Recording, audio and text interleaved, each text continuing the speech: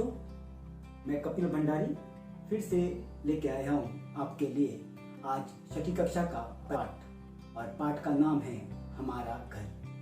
बच्चों, हमें जीवन जीने के लिए कुछ महत्वपूर्ण चीजों की आवश्यकता होती है। वो 3 महत्वपूर्ण कौन सी चीजें हैं? वो है कपड़ा, खाना और घर। ये 3 चीजें इंसान के जीवन में होनी बहुत ही महत्वपूर्ण है। तो आज हम जो पाठ पढ़ने जा रहे हैं, उस पाठ का नाम है हमारा घर। तो हम जानते हैं इस पाठ से घर के बारे में। इस पाठ में 2 किरदार हैं, एक है राजीव और दूसरा है जोजफ। दोनों एक दूसरे से मिलते हैं और वहीं से पाठ की शुरुआत हुई है। तो देखते हैं कि इस पाठ में घर के बारे में क्या बताया है। तो देखते हैं आज का पाठ हमारा घर। पाठ को हम पढ़ते पढ़ते उस पाठ को अच्छी तरह से जानने की कोशिश करेंगे। तो शुरू करते हैं आज का पाठ हमारा घर। राजू, जोसेफ नमस्ते। जोसेफ नमस्ते, तुम यहाँ? क्या यही तुम्हारा घर है? बहुत दिनों बाद मिले हो। बैठक में बैठकर कुछ देर बात करें। तो आप देखते हैं कि यहाँ पर राजीव को जोसेफ दिखाई देता है और राजीव जो है जोसेफ को नमस्ते कहता है, और उसके बाद जोसेफ भी राजीव को नमस्ते कहता है। और बाद में जोसेफ यहाँ पर राजीव को सवाल पूछता है, तुम यहाँ मतलब तुम यहाँ पर कैसे हो? और वहां पर जोसेफ को राजीव का घर दिखाई देता है। वो घर देखकर जोसेफ राजीव को पूछता है, क्या यही तुम्हारा घर है?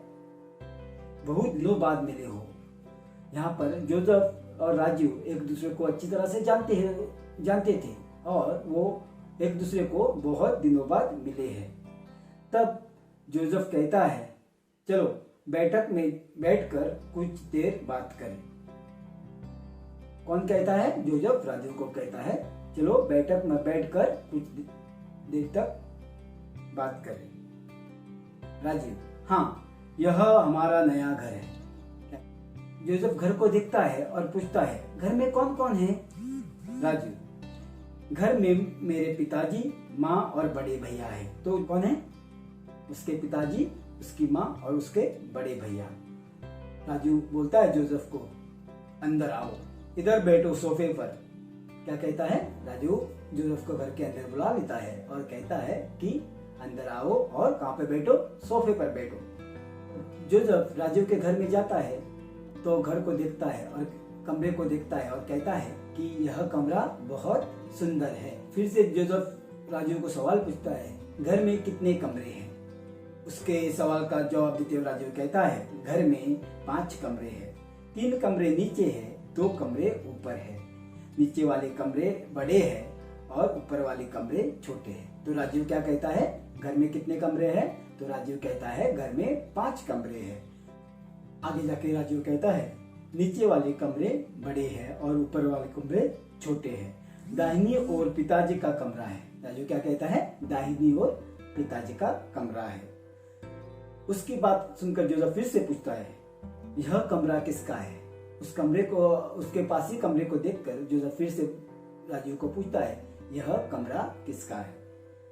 राजीव उसकी बात का जवाब देते हुए कहते हैं, यह बड़े भैया का कमरा है, उसके पास स्नान घर है। बच्चों, स्नान घर का मतलब क्या है? हाँ, जिसे हम कहते हैं बाथरूम। तो राजीव जोसेफ को बताता है कि यह बड़े भैया का कमरा है और उसके पास ही स्नान घर है। फिर से राजीव को पूछता है, वह किसका मकान है?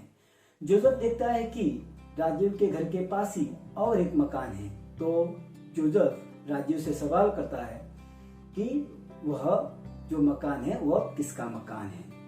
तब उसकी बात का जवाब देते हुए राजीव कहता है, वह मुन्ना शाहिद का मकान है, वह मेरा दोस्त है। क्या कहता है? वह किसका मकान है? मुन्ना शाहिद का मकान है। और वह किसका दोस्त है? वह राजीव का दोस्त है। उसको बाहर एक बगीचा दिखाई देता है। तब जोसेफ सवाल पूछता है, वह बगीचा किसका है? तब उसकी बात का जवाब देते हुए राजीव कहता है, मेरा बगीचा है, चलो आओ हम बगीचा देखें। क्यारी में कई पौधे हैं। कहता है कि क्यारी में कई पौधे हैं। पौधे हैं और क्यारियों में रंग बिरंगे फूल भी लगे हुए हैं। और उसके बाद में एक एक फूल के पौधे को राजीव जोसेफ को दिखाता है। ये गुलाब के फूल है और ये गेंदे के फूल है। गुलाब तो आप सभी जानते हैं, गेंदा यानी मैरीगोल्ड गेंदे के फूल है।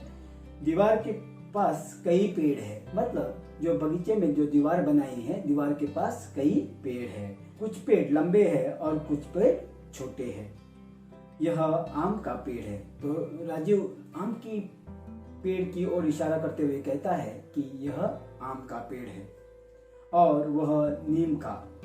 तो राजीव के बगीचे में कौन कौन से पेड़ हैं? राजीव के बगीचे में गुलाब के पौधे हैं, गेंदे के पौधे हैं, अमरूद का पेड़ है, नारियल का पेड़ है, नीम का पेड़ है।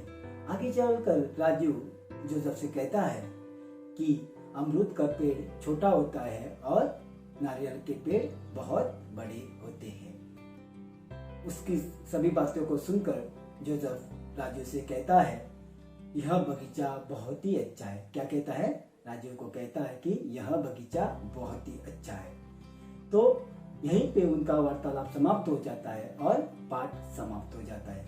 बच्चों, तो आपने देखा कि यहाँ पर जोसेफ और राजीव के बीच में वार्तालाप होता है और इसी वार्तालाप से यह पाठ बना हुआ है। तो आज के लिए इतना ही। मुझे लगता है आप अच्छी तरह से पाठ समझ गए होंगे।